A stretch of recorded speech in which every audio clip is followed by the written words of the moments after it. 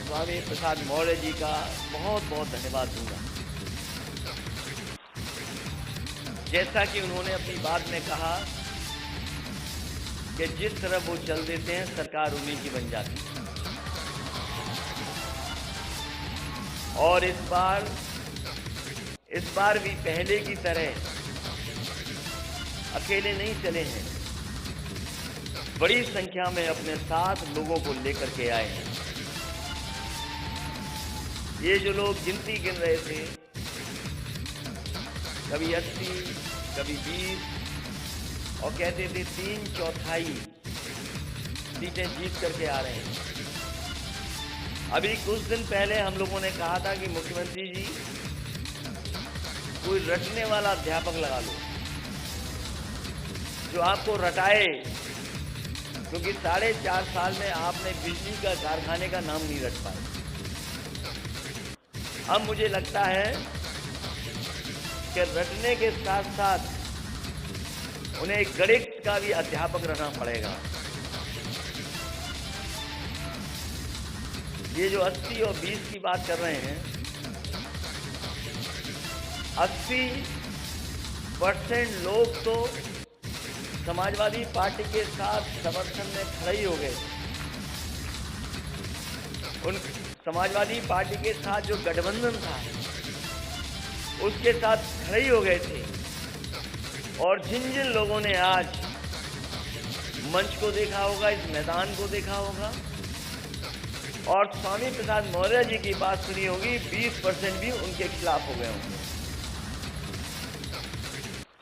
तो अब भारतीय जनता पार्टी का सफाया होना तय है, अब कोई रोक नहीं सकता।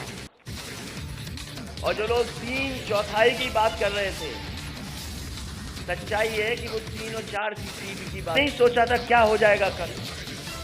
किसी ने नहीं सोचा था कि छापा पड़ेगा, किसी ने नहीं सोचा था कि मौर्य जी अपनी पूरी टीम के साथ आ जाएंगे। इन्होंने मनोबल बढ़ाने का काम किया, उत्साह बढ़ाने का काम किया है। और ये गिनती में बड़ी संख्या में लोग हैं। अभी तक तो स्टूल मिलता था किसी को, वो स्टूल वाले का क्या होगा? अब मुझे तो पता नहीं स्टूल वाले का क्या होगा।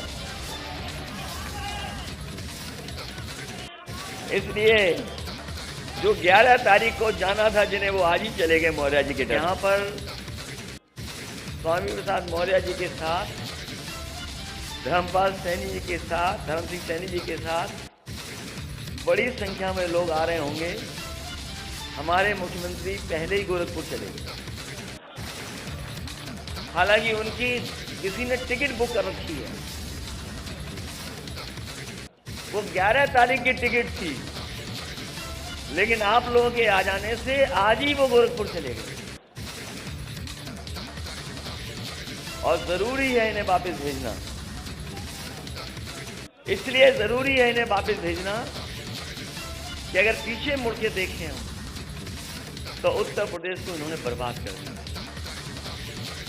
आज भारतीय जनता पार्टी के पास कोई ठोस उपलब्धि नहीं है। भारतीय जनता पार्टी जो ठोको राज चला रही, जो मुकदमों से डरा रही है, जैसे ही स्वामी प्रसाद मौर्य जी हमारे साथ आए, पता नहीं किस जमाने का वारंट इशू कर दिया,